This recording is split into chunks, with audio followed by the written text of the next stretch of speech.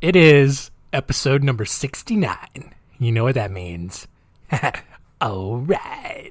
Our Weird World.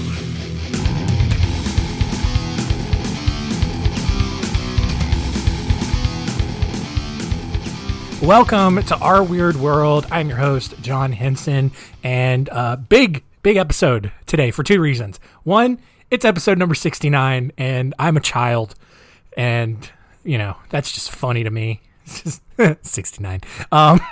Anyway, but secondly, we're back in a better studio setup now. Got a Mac back, got a nice big curved 27-inch monitor right in front of my face, so my notes are big and bold, and I'm not having to try to do it all on one small screen. It is great, all right? It's going to be good. All of these were Christmas presents. By the way, I know we're in the middle of July, and look, I've said it before, I'll say it again. I'm recording way ahead on these, all right? So, you know, it's not really July where I am. I'm hoping future 2021 is doing a lot better. Off to a rocky start here in 2021, but you know, seems like it's going better. I mean, look, this time in 2020, all right, all of Australia was on fire. Prince Harry had left the royal family, I think, at this point. Brexit, I think, had become official. Like, January 2020 was a hot mess to start off, all right? January 2021, it hasn't been smooth sailing by any means, but I think we kind of all expected everything that happened so far. But anyway, that's not what this is about, all right? Got a nice, good podcast set up, and the initial point of all that was not to say that this podcast has done so well that I've made enough money to upgrade my studio, quote unquote. That's not it at all. Because, again, not enough of you are telling your friends about it. And that's okay. I get it. You know, it's hard to tell your friends about something cool that you're into, especially when no one's heard of it. But you just got to keep telling people, all right? And the more people you tell about it, and the more people that check it out, look, maybe this will grow into something, all right? I'm not going anywhere anytime soon. I've got like 5 years worth of episodes lined up already, all right? I know. That's weird. I get it. But whatever. It's fine. I'm also in a bit of a mood right now. All right. I set up a chair today, and I'm pretty homicidal about it. I hate setting up furniture. For some reason, there's a lot of pressure because furniture is expensive, and it's up to you to put it together the right way. And if you don't, you're out $150. At least in my head. So there's a lot of stress because it's just, there's always like one or two screws that don't line up exactly right. And so it may look functional, whatever you put together, but you know in the back of your mind, it's just not perfect. And that grates at me so bad. But whatever, we're going to hope for the best on that chair, and we're going to move forward. All right. Yeah, episode 69. It's our sexiest episode ever. We got a couple of stories here that revolve around sex. All right, look, some of you, I know you're a little bit more conservative. Just hearing the word sex makes you feel weird. Your butthole tightens a little bit. I get it. All right, I was raised in that environment. I still feel a little weird talking about it, but we're going to power through it. All right, this isn't going to be like some audio porn or anything like that. It's just two guys who were in a sexual industry. All right. That's all it's going to be. That's as deep as we're going. And yeah, it's story time.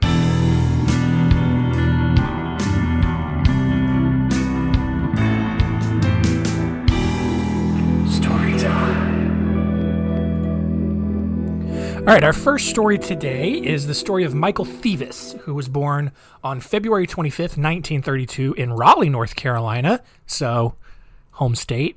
All right, anyway. After his parents separated, I don't know what that was about. After his parents separated, Thevis was raised by his grandparents, where he initially had plans to enter the priesthood.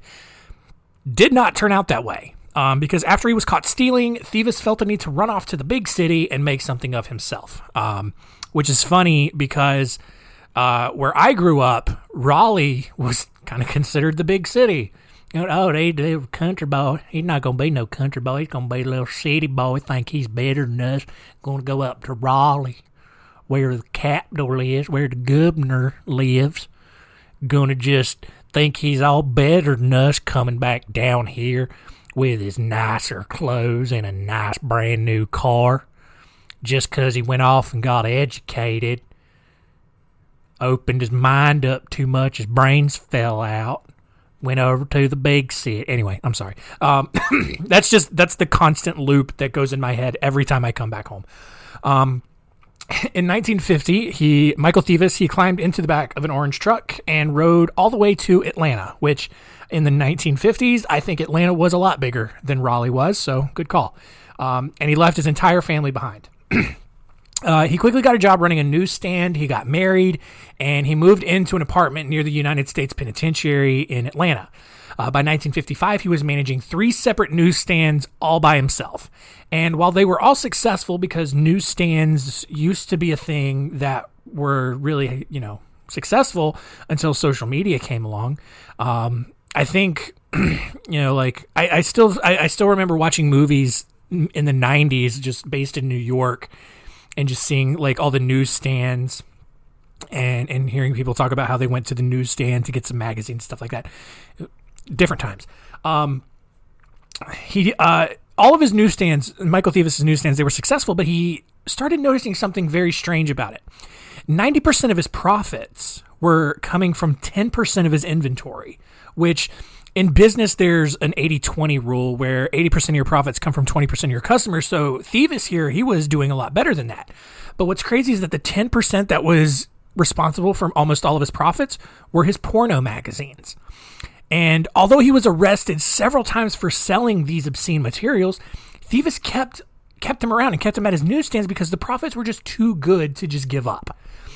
And by 1960, Thevis had published a guide to America's nudist colonies and started his own publishing company called Peachtree News that distributed clunky, poorly written erotic stories that still flew off the shelves because it's Atlanta, it's the Bible Belt, and sex was just as repressed there as it was in the Middle Ages. And in some parts of Georgia and the South, still is very repressed. So while on a business trip to New York City in 1967, Thevis saw his first peep show machine. This technology had existed since the 1940s, but it had really only been used to show cartoons and other wholesome images. But Thevis, he saw it, and if you don't know what a peep show machine is, you go up to it, you insert a quarter or however much money it costs, and then you look into the viewfinder or whatever, and you see a show.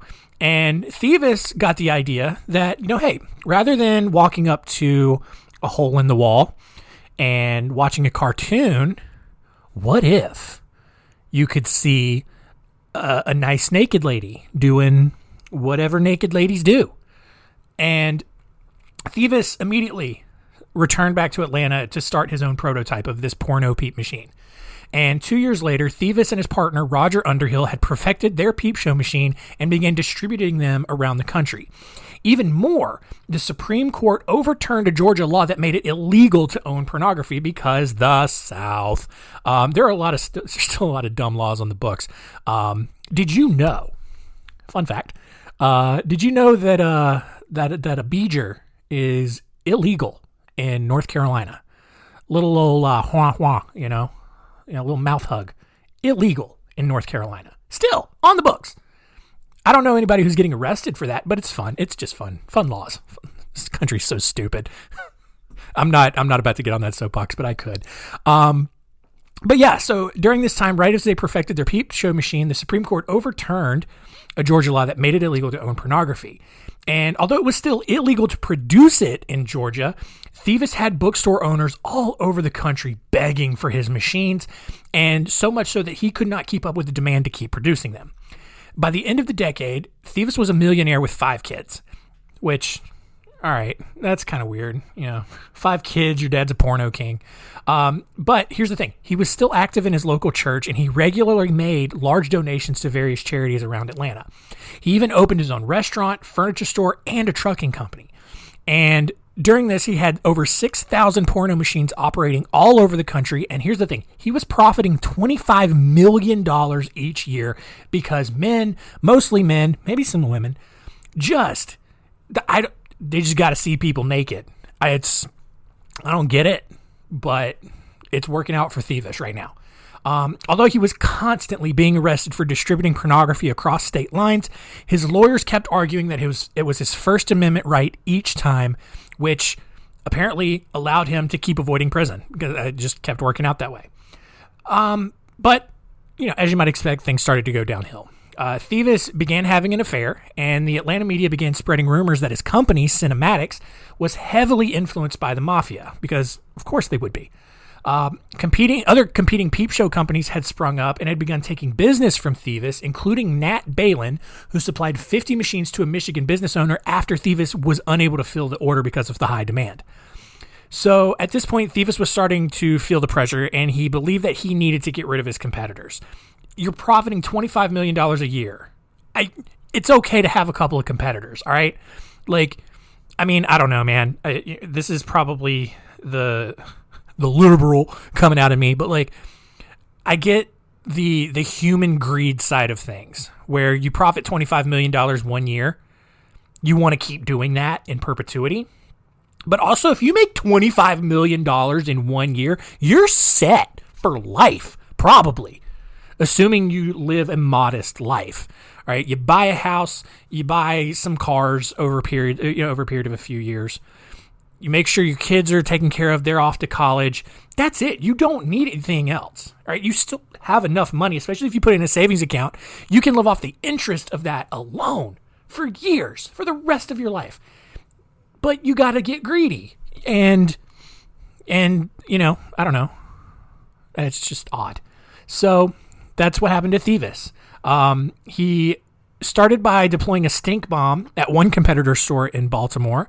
But something had to be done about this Nat Balin guy who was still continuing to just steal all of his customers. So on April 26, 1970, Thievis's partner, Roger Underhill, drove from Atlanta to Louisville, Kentucky, where he met his accomplice, Clifford Wilson. That night, the two broke into Balin's factory and set the building on fire. And at that point, that's the point of no return, all right? You're a business guru. A little creepy, a little bit of a questionable industry, all right? But now you're full-on sleazy crime lord, all right? You go and set your competitors' buildings on fire. Now, yeah, you're totally... This is a plot to a terrible thriller. On November 13th, later that year, Thievis then met his friend Kenneth Hanna in Thievis's massive warehouse in Atlanta. Now, Kenneth had quit Thievis's company the previous year to work for a competitor, Red Vought. But rather than talking about business or maybe perhaps a merger and acquisition, Thievis just pulled out his pistol and shot Hanna 3 times in his chest. And somehow that didn't kill him. And so Thievis dropped another bullet right into his head. And that did the trick. Thievis had initially planned to dispose of Hanna's body in his own car, but quickly realized that he'd forgotten to take the keys out of Hanna's pocket, which was already wrapped in layers and layers of protective padding to disguise the fact that there was a dead body in there. So with the morning shift arriving for work soon, Thievis didn't have time to redo the whole, packaging and setup. So instead he called Underhill, who then came over and disposed of Hanna's car and body in the nearby Chattahoochee River. A year later, with growing fears that the federal government was going to arrest him for his continued pornography distribution and also his failure to pay taxes, which is probably the bigger deal there, Thievis stepped away and turned over control of Cinematics, which is his company, to several different people. He used the money that he had saved over the years to build one of the largest private mansions in Atlanta at the time and donated large sums of money to orphanages and local Little League teams around the city. In August of 1973, while Travis and Underhill were out riding their motorcycles, a car accidentally forced Thievis off the road and sent him down a 50-foot embankment. Really messed him up. He spent the next 2.5 months recovering from a broken neck and several other internal injuries. And despite being somewhat incapacitated in the hospital and later in his recovery, Thievis still kept orchestrating this little criminal empire that he had started. On September 13th, Jimmy Mays, who was another former Cinematics employee who had gone off to start his own peep show company, which is, at this point, a terrible idea. He was just walking out of an adult bookstore, or the adult bookstore that he owned, to go home for the day. And as he turned the keys into his ignition, a massive explosion sent his body, ejected him out of the car, and killing him instantly. Underhill, who was watching nearby because he had planted the bomb and rigged it to go off, he immediately ran over to collect pieces of May's skin and bones, which he then took to the hospital to show Thieves as proof of the successful hit. Weird detail here, Underhill even offered to turn those remains into a paperweight for Thieves because crazy, that's maniacal crime boss now. The following year, Underhill was finally arrested and convicted of possessing millions of dollars worth of stolen gold coins and antique firearms. And because the FBI knew of Underhill's involvement with Thieves, they took the chance to interview him to see what he knew. Underhill was happy to tell them everything because at this point, once Underhill got arrested, Thieves started ordering hits on him to make sure that he didn't start talking. And in December of 1974, the FBI finally had enough to bring their pornography and arson charges against Thieves. So now Thieves is kind of panicking here. And despite offering to donate his mansion to be used as a school and another $3.3 million to renovate a theater on Peachtree Street in Atlanta, Thieves was convicted on the charges and sentenced to 8 years in a federal prison in Missouri. To make things worse, the FBI raided Cinematics in 1976 and found an interesting little to-do list inside Thieves' office. And the first item on that list was to kill Roger Underhill. So, not looking good. At this point, Thieves' wife finally divorced him, and with 2 impending murder trials, thanks to Underhill's testimony, Thieves got really desperate at this point. He started bribing his prison guards with cash and cigars, who actually let him just walk right out of prison because, I don't know, it's the 1970s and you could just do that back then. And within days, Thieves was cruising the streets in Atlanta with Jeanette Evans, a woman, or who was the woman that he had been having an affair with for the last several years. Somehow, like the government knew that Thieves had escaped prison. They just couldn't find him. So they put him on America's 10 most wanted list. But despite that, Thieves and Jeanette Evans, that's her name, right? Yeah, Jeanette Evans spent the next several months driving around the country under fake names. And their plan was to just kind of continue traveling the world until police gave up so they could come back to the States and retire to Connecticut. However, Thieves, he had some unfinished business. All right, he knew Underhill had ratted him out to the federal authorities, and Thieves just could not let that slide. He has such a gigantic ego at this point that he can't let it go. So Thieves and Jeanette returned to Atlanta, where they were immediately pulled over for speeding. However, the police officer who pulled them over believed their fake identities and just let them off without a warning. Thieves then obtained a .30-06 rifle with a silencer, because the only time you ever need a silencer on a gun is if you are going to murder someone. I don't care if you have a silencer on your gun and you're listening to this. That's the only reason you need a silencer, is to murder someone and not have many people hear it. But he got that from a road cop in South Carolina because that's where the best people live. And he set off to find Underhill. Following several days of amateur investigating, Thieves and Jeanette Evans found where they thought Underhill might be, which was on a piece of undeveloped land that he owned and was trying to sell before he could disappear into the FBI's witness protection program. But on October 25th, 1978, Underhill met a local grocer named Isaac Galanti, who was interested in buying the land from him. And as the two walked across the property, a shot rang out, sending Galanti's teeth and tongue flying out of his mouth. He got shot right in the face. And then another shot immediately dropped Underhill. And of course, who did it. As police rushed to the scene, got there just before Underhill died, and he was able to tell investigators that he knew that Michael Thieves was the one that had just shot him. But here's the thing, he and Jeanette Evans were nowhere to be found. But not for long. On November 9th, Thieves tried to make a $30,000 withdrawal from a Connecticut bank, and the teller immediately got suspicious because that's a lot of money to take out of your bank.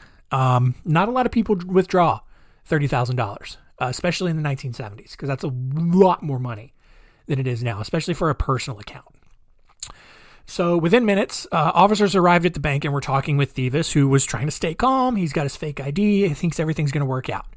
Another group of officers had surrounded Jeanette outside and started questioning her.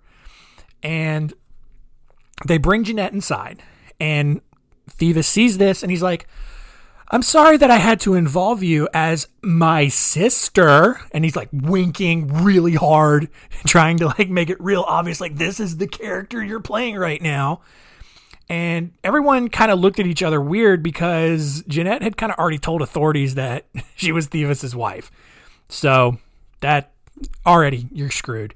And that, along with matching Thievis's real face with his picture on the most wanted flyer, that was enough to send him off to jail.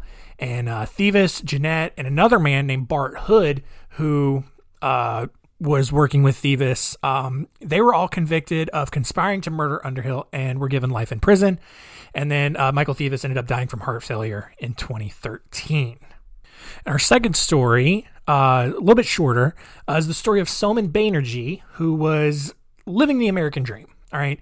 He had immigrated from India and become an entrepreneur. He was running his own mobile gas station, not like a mobile, like a food truck or something, but like Mobile One, the oil. You probably knew that, but I don't know why I'm continuing. Anyway, he was running a mobile gas station and a fledgling backgammon club in California. And for his next venture, he bought Destiny 2. It's funny to me that there was already a club named Destiny, and then whoever built it just called it Destiny 2. Anyway, but Destiny 2 was a failed nightclub in Los Angeles, and for his first sort of way to get people back in the door, he started hosting female mud wrestling events. But one night, Soman had an epiphany. What if he could do all of the things that you could do in a strip club? All right? But hear me out, bro. But what if we did it with dudes? All right?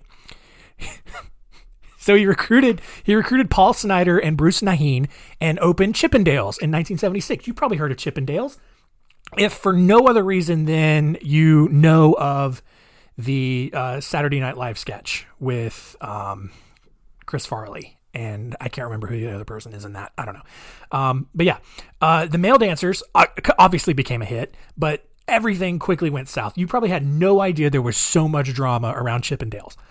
In 1980, Snyder's wife, Paul Snyder's wife, and who was also Playboy Bunny, Dorothy Stratton, began cheating on him with director Peter Bogdanovich.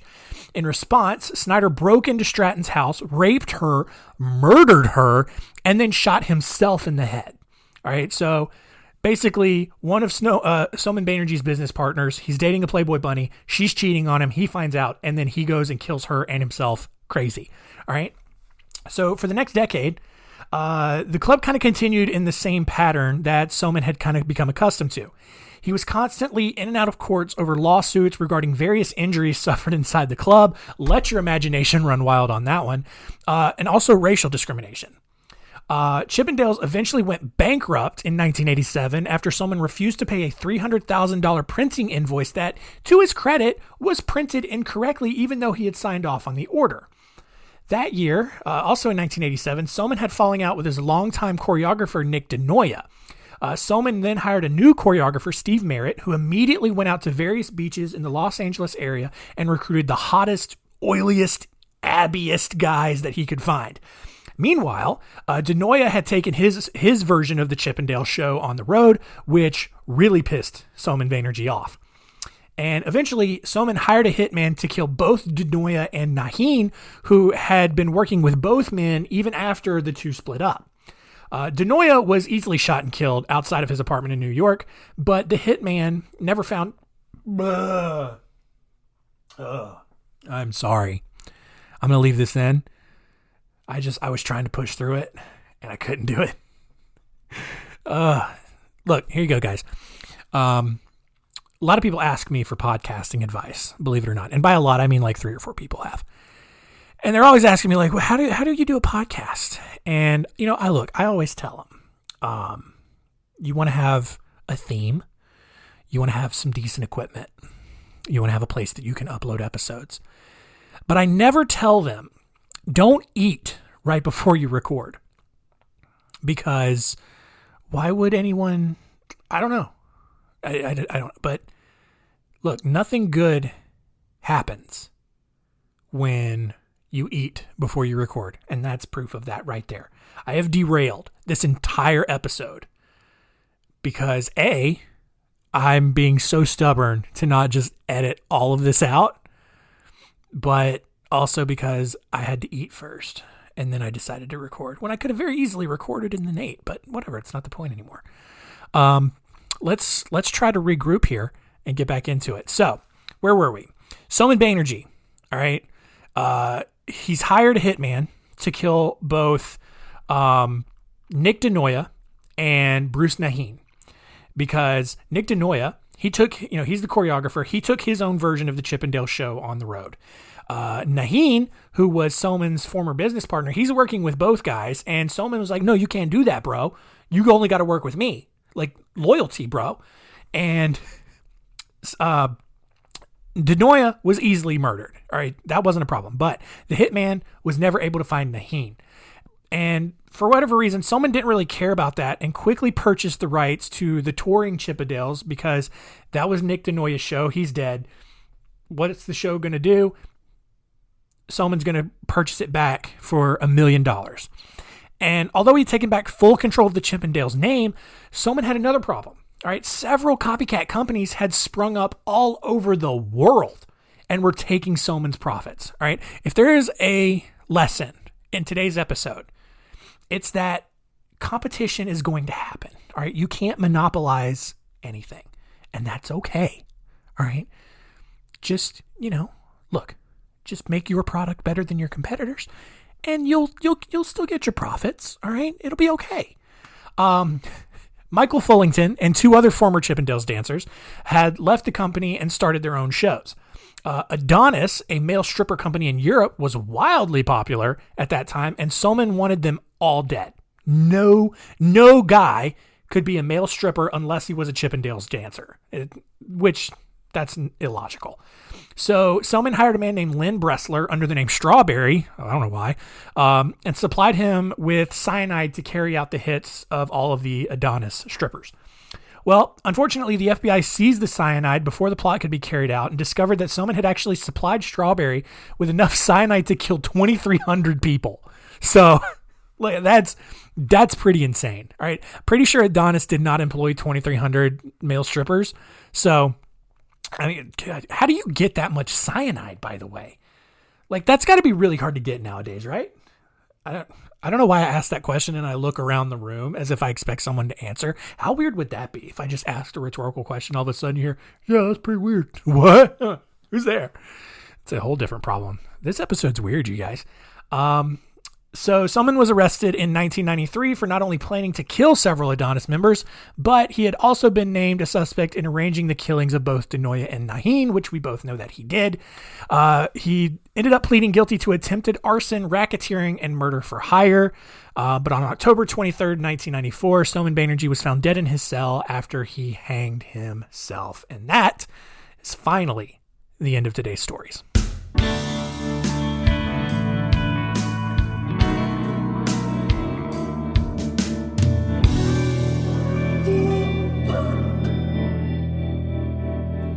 Well, there we go. Yeah, it was pretty sexy, right? Talking about peep shows and nationwide porn rings, and then some male strippers. Because I think the majority of people who listen to the show are women, actually. By the way, so ladies, you're welcome. Little Chippendales for you. I don't know. So yeah, I don't know. Whatever. Let's see what we learned today.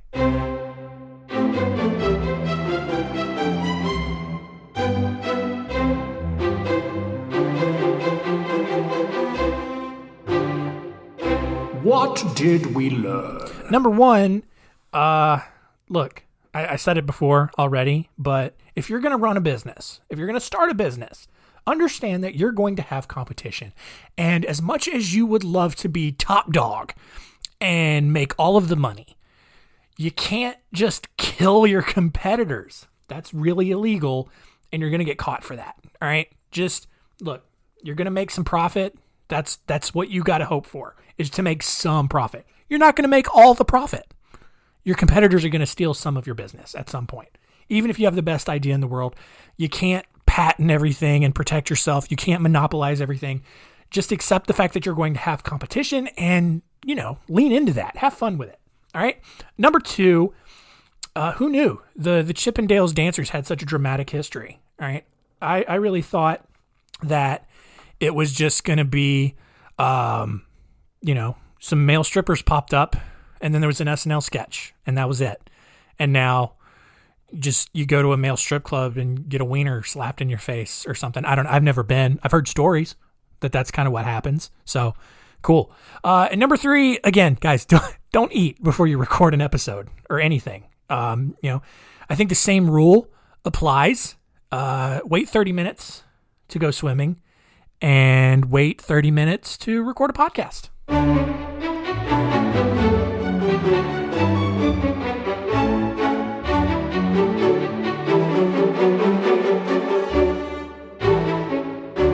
Next week on Our Weird World, hope you're not tired of talking about diseases and widespread, sickness, because next week we're going to talk about some strange epidemics that have occurred through history.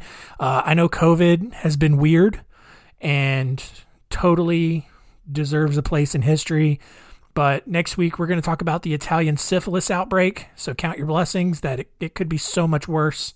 COVID could be so much worse. But yeah, the Italian syphilis outbreak, the dancing plague, and the Tanganyika laughter epidemic. So that'll be fun. You'll learn that, although COVID sucks, it wasn't as bad as these things, which were just downright weird. So thank you all for listening. Keep telling all your friends. Seriously, please tell somebody. This show's not that bad, I don't think. Please tell somebody. Tell them to listen. Tell them to listen. And keep it weird.